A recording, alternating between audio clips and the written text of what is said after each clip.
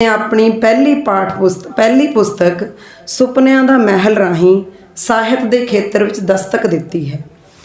ਪੁਸਤਕ ਦੇ ਪਲੇਠੇ ਪਾਠ ਰਾਹੀਂ ਪਾਠਕ ਨੂੰ ਇੱਕ ਦਰਦ ਪਰੁੰਨੇ ਬਿਰਹਾ ਵਿੱਚ ਵਿਲਕ ਰਹੇ ਅਤੇ ਪ੍ਰੀਤਮਾਂ ਦੇ ਦਿੱਤੇ ਕਸ਼ਟਾਂ ਕਰਕੇ ਵਿਰਲਾਪ ਕਰ ਰਹੇ ਸੁਰੇਸ਼ ਹੰਡਿਆਲਵੀ ਦੇ ਦਰਸ਼ਨ ਹੁੰਦੇ ਹਨ। ਉਸ ਦੀਆਂ 98% ਕਵਿਤਾਵਾਂ ਵਿਯੋਗੀ ਅਵਸਥਾ ਦੀ ਉਪਜ ਹਨ। ਉਹ ਪ੍ਰੇਮ ਦੇ ਖੂਬਸੂਰਤ ਮਹਿਲ ਤਾਂ ਉਸਾਰ ਬੈਠਾ ਜਾਪਦਾ ਹੈ, परंतु विछोड़े अते प्रीतमा वालों नकारे जाण ने उसके सुपनिਆਂ ਦਾ महल ਢਾ के चूर चूर कर दिता है। प्रीत भरपूर रचनावां विच किते किते ओह एक पासड़ प्रेम का शिकार प्रेमी वर्गा जापदा है, किते इश्क नूं खुदा मनण वाला सूफी जापदा है। हिजर हटाउंदा झल्ला बन बहिंदा है, कदे कल्पनावां विच प्यारे दे दर्शन करदा है, पर सुपना टुटदे ही जीवन उसनूं कब्रस्तान वर्गा जापण लगदा है। सुरेश हंडियालवी एक कवि होण दे नाल नाल पढ़िया लिखिया नौकरी पेशा इंसान है, परंतु ये तीनों गुण भी किसी शख्स नूं वडियाउण लई नाकाफी हुंदे हन तां साडे समाजिक अते नैतिक मुल्लां दी कसवट्टी ते परखियां वो इंसान सत्कारयोग बनदा है जिस अंदर चंगी सोच चेतना विचार अते समाज नूं अगांह वल लिजाण वाली भावना भरी पई होवे। सो असीं सुरेश हंडियालवी अंदर उपरोक्त गुणां दे दर्शन सहजे ही कर सकते हाँ, खास करके उदों जदों वो बेटी दा बाबल वल सुनेहा लिखदा है जां पाठकां हत्थीं धी दा सिरनामा फड़ाउंदा है कि अणजम्मियां धीआं दे कौन सुने दुख नी, अणजम्मियां धीआं दे कौन सुने दुख नी, खा गई ममता नूं पुत्तां वाली भुख नी। सुरेश हंडियाए ने फर्क दिलों कढ़ता, दस दे नी माए मैनू किहड़े राहीं छड्डता, दस दे नी माए मैनू किहड़े राहीं छड्डता। अणजम्मियां धीआं दा वकील बनन दे नाल नाल कवि समाज विच धीआं प्रति हाँ पक्खी सोच परपक करन लई भी धी दी आवाज़ बन के धी वल्लों भी वादा करदा है कि पढ़ लिख समाज नूं मैं देऊँगी जवाब बे, पढ़ लिख समाज नूं मैं देऊँगी जवाब बे, लोकां विच खड़ी डैडी तूं बन के नवाब बे। उस दियां रचनावां विचली बच्ची इस जग नूं देखण लई तरले करदी होई वादे करदी है कि पढ़ लिख उच्चा करूँ तेरा सिर ताज मैं, रखूँगी सुरेश संभाल सब रस्मां रिवाज मैं, ना मेरा रख दई तमन्ना विच हंडियाए आवां, वे तेरी पग नूं बाबला पग नूं दाग ना लावां। ये मन्निया जांदा है कि प्रेम ही जीवन का आधार है, परंतु जवान अवस्था विचला प्रेम जां बच्चों प्रति प्रेम समाज अते देश प्रति प्रेम दे बीज साडी बाल अवस्था तो ही बीजे जाते हैं। इस पुस्तक नूं पढ़दिआं सानू कवि दे निजी प्रेम तो लैके अपनियां अते अपने चौगिरदे दियां बच्चियां प्रति अपने शगिरदां विद्यार्थियों प्रति प्रेम दियां झलकां मिलदियां हन, परंतु इन्हां सब भावनावां दा स्रोत उसनूं माँ बाप वल्लों प्राप्त होया प्रेम है जो उसने अपने मूल स्रोत तो लिया अते अगां वंडिया है। माँ ठंडड़ी छां अते मेरे पापा जी नूं समर्पित रचनावां राहीं कवि ने अपने प्रेम भरपूर भावां नूं प्रदर्शित किया है। मावां चों निकलदियां ने सदा दुआवां, मावां चों निकलदियां ने सदा दुआवां, माँ दे रिश्ते तो सदा वारे वारे जावां। कवि दियां रचनावां जिथे निजी अते परिवारक प्रेम नाल ओत-पोत हन, उत्थे उसका हिरदा पंजाब अते पंजाबी सभ्याचार प्रति प्रेम विच लबरेज पिया है। सुरेश हंडियालवी ने पंजाब दा दर्द अते गुम होया सभ्याचार रचनावां राहीं अपने भावां नूं खूबसूरती नाल बयानिया है। लभदे रहांगे पग्गां टुरले वालियां, बंधदे सी गभरू नवाब मेरे हाणियां, कित्थे गया साडा ओ पंजाब मेरे हाणियां। दूसरी रचना है कित्थे गया साडा ओ सभ्याचार, भुल गए हाँ असीं अपना हार ते शिंगार, छड्ड पछों वाली वाह अपने विरसे लई जाग बल्लीए, देख किवें ने ਕਿਵੇਂ ਉੱਗਦੇ ਨੇ ਪਿੰਡਾਂ ਵਿੱਚ ਮੂਲੀ ਅਤੇ ਸਾਗ ਵੱਲੀਏ। ਸੁਪਨਿਆਂ ਦਾ ਮਹਿਲ ਪੁਸਤਕ ਦਾ ਕੇਂਦਰੀ ਵਿਸ਼ਾ ਪ੍ਰੇਮ ਅਤੇ ਬਿਰਹਾ ਹੀ ਹੈ। ਕਵੀ ਨੇ ਵਧੇਰੇ ਰਚਨਾਵਾਂ ਵਿੱਚ ਇਸ ਵਿਸ਼ੇ ਦੀ ਪੇਸ਼ਕਾਰੀ ਕੀਤੀ ਹੈ। ਗੌਣ ਵਿਸ਼ਿਆਂ ਵਿੱਚ ਧੀਆਂ ਦਾ ਸਤਿਕਾਰ, ਅਣਜੰਮੀਆਂ ਧੀਆਂ ਪ੍ਰਤੀ ਮੋਹ, ਹਮਦਰਦੀ ਅਤੇ ਮਾਤਾ ਪਿਤਾ ਪ੍ਰਤੀ ਪ੍ਰੇਮ ਆਉਂਦੇ ਹਨ।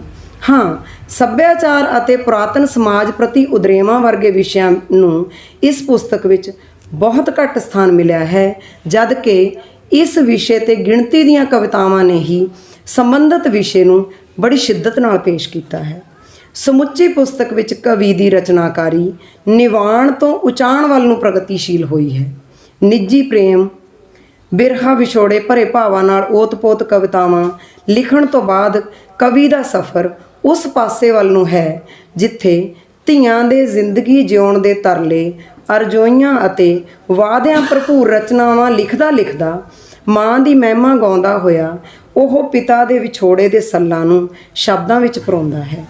ਸੁਰੇਸ਼ ਹੰਡਿਆਲਵੀ ਨੇ ਇਸ ਪੁਸਤਕ ਵਿੱਚ ਕੁੱਲ 69 ਕਾਵਿ ਰਚਨਾਵਾਂ ਸ਼ਾਮਲ ਕੀਤੀਆਂ ਹਨ। ਉਸ ਨੇ ਕੁਝ ਰਚਨਾਵਾਂ ਦੇ ਹੇਠਾਂ ਰਿਕਾਰਡ ਹੋ ਚੁੱਕੀਆਂ ਦੇ ਵੇਰਵੇ ਵੀ ਦਿੱਤੇ ਹਨ। ਇਸ ਦਾ ਭਾਵ ਇਹ ਬਣਦਾ ਹੈ ਕਿ ਉਸ ਦੀਆਂ ਰਚਨਾਵਾਂ ਲੋਕ ਮਨ ਦੇ ਨੇੜੇ ਹੋਣ ਦੇ ਨਾਲ ਲੋਕਾਂ ਦੀ ਪਸੰਦ ਵੀ ਬਣੀਆਂ ਹਨ। ਆਪਣੀ ਮਾਤ ਭੂਮੀ ਪ੍ਰਤੀ ਕਵੀ ਦਾ ਪ੍ਰੇਮ ਹੀ ਹੈ ਕਿ ਉਸਨੇ ਆਪਣਾ ਤਖੱਲਸ ਆਪਣੇ ਪਿੰਡ ਦੇ ਨਾਮ 'ਤੇ ਰੱਖਿਆ ਹੈ। ਬਹੁਤੀਆਂ ਰਚਨਾਵਾਂ ਵਿੱਚ ਉਹ ਰਚਨਾ ਦੇ ਅਖੀਰਲੇ ਬੰਦ ਵਿੱਚ ਆਪਣੇ ਪਿੰਡ ਦਾ ਜ਼ਿਕਰ ਵਾਰ-ਵਾਰ ਕਰਦਾ ਹੈ, ਜੋ ਉਸਦੀ ਆਪਣੀ ਮਾਂ ਭੂਮੀ ਪ੍ਰਤੀ ਸੱਚੀ ਸੁੱਚੀ ਭਾਵਨਾ ਦਾ ਪ੍ਰਤੀਕ ਹੈ। ਸਾਹਿਤ ਸਮਾਜ ਦਾ ਸ਼ੀਸ਼ਾ ਤਾਂ ਹੁੰਦਾ ਹੀ ਹੈ, ਪਰੰਤੂ ਇਸ ਦਾ ਮੰਤਵ ਸਮਾਜ ਸਿਰਜਣਾ ਵੀ ਹੁੰਦਾ ਹੈ। ਮੈਂ ਖੁਦ ਕਿਉਂਕਿ ਉੱਘੇ ਆਲੋਚਕ ਅਤੇ ਸਾਹਿਤਕਾਰ ਡਾਕਟਰ ਤੇਜਵੰਤ ਮਾਨ ਦੀ ਵਿਦਿਆਰਥਣ ਹਾਂ, ਸੋ ਉਹਨਾਂ ਨੇ ਸਾਨੂੰ ਇਹੀ ਸਿਖਾਇਆ ਹੈ ਕਿ ਸਮਾਜ ਕਿਹੋ ਜਿਹਾ ਹੈ ਤੋਂ ਅਗਾਂਹ ਲੰਘ ਕੇ ਸਮਾਜ ਕਿਹੋ ਜਿਹਾ ਹੋਵੇ ਜਾਂ ਬਣੇ ਦੀ ਬਾਤ ਪਾਉਣ ਵਾਲਾ ਸਾਹਿਤ ਹੀ ਸਦੀਵੀ ਅਤੇ ਸਾਰਥਕ ਹੁੰਦਾ ਹੈ। ਸੁਰੇਸ਼ ਹੰਡਿਆਲਵੀ ਪਿਆਰਾ ਬਚਪਨ ਕਵਿਤਾ ਰਾਹੀਂ ਜਿੱਥੇ ਬੀਤੇ ਬਚਪਨ ਦੀਆਂ ਬਾਤਾਂ ਪਾਉਂਦਾ ਹੈ, ਉੱਥੇ ਅਖੀਰ ਵਿੱਚ ਉਹ ਹਾਂ ਪੱਖੀ ਪ੍ਰੇਰਨਾ ਨਾਲ ਭਰਪੂਰ ਹੋ ਕੇ ਜਦੋਂ ਇਹ ਆਖਦਾ ਹੈ ਕਿ ਮੰਗਦੇ ਹਾਂ ਖੈਰ ਸਦਾ ਅਸੀਂ ਹੋਈਏ ਨਾ ਬਰਬਾਦ, ਤਾਂ ਉਹ ਉਸੇ ਸਿਧਾਂਤਕ ਸਮਾਜ ਕਿਹੋ ਜਿਹਾ ਹੋਵੇ ਦੀ ਗੱਲ ਕਰਦਾ ਜਾਪਦਾ ਹੈ। ਸੁਰੇਸ਼ ਹੰਡਿਆਲਵੀ ਨੇ ਜਿੱਥੇ ਨਿੱਜੀ ਪ੍ਰੀਤ ਤੋਂ ਗੱਲ ਸ਼ੁਰੂ ਕਰਕੇ ਜੀਵਨ ਦੇ ਅਨੇਕਾਂ ਹੋਰ ਪੱਖਾਂ ਬਾਰੇ ਲਿਖਿਆ ਹੈ, ਉੱਥੇ ਦੇਸ਼ ਪ੍ਰਤੀ ਪ੍ਰੇਮ ਅਤੇ ਫਰਜ਼ ਦੀ ਭਾਵਨਾ ਦਾ ਪ੍ਰਗਟਾ ਕਰਦਾ ਹੋਇਆ ਆਖਦਾ ਹੈ, ਭੁੱਲੋ ਨਾ ਸੁਰੇਸ਼ ਕਦੇ ਆਪਣਾ ਫਰਜ਼, ਭੁੱਲੋ ਨਾ ਸੁਰੇਸ਼ ਕਦੇ ਆਪਣਾ ਫਰਜ਼, ਲੋੜ ਪੈਣ 'ਤੇ ਚੁਕਾਵੋ ਦੇਸ਼ ਦਾ ਕਰਜ਼, ਪੰਜਾਬ ਲਈ ਜੰਮੋ ਵਾਰ-ਵਾਰ ਮੇਰੇ ਹਾਣੀਆਂ, ਕਿਹਨੇ ਲੁੱਟ ਲਿਆ ਪੰਜਾਬ ਦਾ ਸ਼ਿੰਗਾਰ ਮੇਰੇ ਹਾਣੀਆਂ। ਕਵੀ ਨੇ ਜਿੱਥੇ ਠੇਠ ਪੰਜਾਬੀ ਸ਼ਬਦਾਵਲੀ ਅਤੇ ਅਲੰਕਾਰਾਂ ਨਾਲ ਆਪਣੇ ਕਾਵਿ ਨੂੰ ਸਜਾਇਆ ਹੈ, ਉੱਥੇ ਕਿਤੇ ਉਰਦੂ ਦੇ ਕੁਝ ਕੁ ਸ਼ਬਦ ਅਤੇ ਕੁਝ ਨਵੇਂ ਸ਼ਬਦ ਵਰਤ ਕੇ ਆਪਣੇ ਕਾਵਿ ਨੂੰ ਹੋਰ ਵੀ ਚਮਕਾਇਆ ਹੈ। ਸੋ ਹੁਣ ਤੱਕ ਦੇ ਪਰਚੇ ਵਿੱਚ ਕਾਵਿ ਰਚਨਾ ਦੇ ਸਾਰੇ ਚੰਗੇ, ਖੂਬਸੂਰਤ ਅਤੇ ਸਕਾਰਾਤਮਕ ਪੱਖਾਂ ਬਾਰੇ ਹੀ ਚਰਚਾ ਕੀਤੀ ਗਈ ਹੈ। ਮੇਰੀ ਜ਼ਿੰਮੇਵਾਰੀ ਇਸ ਪੁਸਤਕ 'ਤੇ ਪਰਚਾ ਲਿਖਣ ਦੀ ਲੱਗੀ ਸੀ। ਆਲੋਚਨਾ ਦੀ ਵਿਦਿਆਰਥਣ ਹੁੰਦੇ ਹੋਏ ਮੇਰੀ ਇਹ ਨੈਤਿਕ ਜ਼ਿੰਮੇਵਾਰੀ ਬਣਦੀ ਹੈ ਕਿ ਮੈਂ ਰਚਨਾਕਾਰ ਦੀ ਰਚਨਾ ਦੇ ਚੰਗੇ ਪੱਖਾਂ ਦੀ ਤਾਰੀਫ ਦੇ ਨਾਲ ਚੰਗੇ ਅਤੇ ਮਾੜੇ ਦੋਹਾਂ ਪੱਖਾਂ ਨੂੰ ਨਿਰਪੱਖਤਾ ਅਤੇ ਬੇਲਾਗਤਾ ਨਾਲ ਪੇਸ਼ ਕਰਾਂ। ਕਵੀ ਨੇ ਜਿੱਥੇ ਆਪਣੀਆਂ ਕਾਵਿਕ ਖੂਬੀਆਂ ਨਾਲ ਪਾਠਕਾਂ ਨੂੰ ਨਿਵਾਜ਼ਿਆ ਹੈ, ਉੱਥੇ ਉਸ ਦੀ ਰਚਨਾ ਵਿਚਲੀ ਤੋਲ ਤੁਕਾਂਤ ਦੀ ਕਮੀ ਕਾਫੀ ਰੜਕਦੀ ਹੈ। ਮੈਂ ਉਮੀਦ ਕਰਦੀ ਹਾਂ ਕਿ ਅਗਲੀ ਪੁਸਤਕ ਵਿੱਚ ਸੁਰੇਸ਼ ਹੰਡਿਆਲਵੀ ਜ਼ਰੂਰੀ ਤੌਰ 'ਤੇ ਇਸ ਕਮੀ ਨੂੰ ਦੂਰ ਕਰਕੇ ਸਾਨੂੰ ਆਪਣੇ ਕੀਮਤੀ ਕਾਵਿ ਨਾਲ ਸਰਸ਼ਾਰ ਕਰੇਗਾ। ਇਸ ਪੁਸਤਕ ਵਿੱਚ ਜਿੱਥੇ ਪ੍ਰੇਮ ਕਾਰਨ ਉਪਜੇ ਦੁਖਾਂਤਾਂ ਦਾ ਵਰਣਨ ਹੈ, ਉੱਥੇ ਵਿਛੋੜੇ ਦਾ ਇੱਕ ਕਾਰਨ ਸਮਾਜਿਕ ਆਰਥਿਕ ਕਾਣੀ ਵੰਡ ਵੀ ਨਜ਼ਰ ਆਉਂਦਾ ਹੈ। ਕਵੀ ਦੇਸ਼ ਸਮਾਜ ਦੀਆਂ ਧੀਆਂ ਨੂੰ ਸਤਿਕਾਰਦਾ ਹੋਇਆ ਉਹਨਾਂ ਤੋਂ ਉਮੀਦ ਕਰਦਾ ਹੈ ਕਿ ਉਹ ਆਪਣੇ ਮਾਂ-ਬਾਪ ਦਾ ਨਾਂ ਅਤੇ ਇੱਜ਼ਤ ਰੌਸ਼ਨ ਕਰਨ, ਪਰੰਤੂ ਕਦੇ ਸ਼ਰਮ ਹਿਆ 'ਚ ਰਹਿੰਦੀ ਸੀ ਨਾਰ ਮੇਰੇ ਹਾਣੀਆਂ, ਕਦੇ ਸ਼ਰਮ ਹਿਆ 'ਚ ਰਹਿੰਦੀ ਸੀ ਨਾਰ ਮੇਰੇ ਹਾਣੀਆਂ, ਅਤੇ ਸਿਰ ਤੋਂ ਚੁੰਨੀ ਲੈਣ ਨਾ ਦਿਓ, ਸ਼ਰਮ ਨੂੰ ਸਾਂਭ ਕੇ ਰੱਖਣਾ ਇਹਦੀ ਬਾਤ ਪਾਉਣ ਵਾਲਾ ਤੇ ਇੱਕ ਥਾਂ ਤੇ ਇਸਤਰੀ ਨੂੰ ਕਬੂਤਰੀ ਕਹਿਣ ਵਾਲਾ ਸੁਰੇਸ਼ ਹੰਡਿਆਲ ਵੀ ਪਿਤਰ ਸੱਤਾ ਤੋਂ ਖਹਿੜਾ ਛੁਡਾ ਨਹੀਂ ਸਕਿਆ। ਇਹ ਮੇਰਾ ਨਿੱਜੀ ਵਿਚਾਰ ਹੈ। ਇੱਕ ਨੱਚਦੀ ਕਬੂਤਰੀ ਵੀ ਆਈਏ ਸਟੇਜ ਤੇ, ਕਹਿੰਦੇ ਬੰਨ ਕੇ ਬਿਠਾਤਾ ਛਾਈਏ ਹਰੇਕ ਤੇ, ਜਿਹੜੀ ਕਰਕੇ ਇਸ਼ਾਰੇ ਸਾਨੂੰ ਸੱਦੇ ਮੱਲੋ ਮੱਲੀ, ਫਿਰ ਚੜ੍ਹ ਗਏ ਸਟੇਜ ਉੱਤੇ ਹੋ ਕੇ ਯਾਰ ਟੱਲੀ।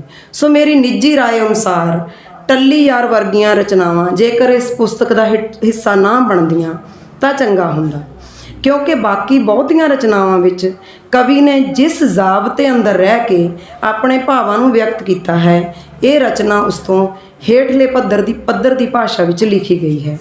ਸੁਪਨਿਆਂ ਦਾ ਮਹਿਲ ਵਿੱਚ ਸੁਰੇਸ਼ ਹੰਡਿਆਲਵੀ ਦੀ ਰਚਨਾ ਵਿੱਚ ਕਿਤੇ ਕਿਤੇ ਉਹ ਆਪਾ ਵਿਰੋਧੀ ਵਿਚਾਰਾਂ ਦਾ ਧਾਰਨੀ ਬਣਿਆ ਨਜ਼ਰ ਆਉਂਦਾ ਹੈ।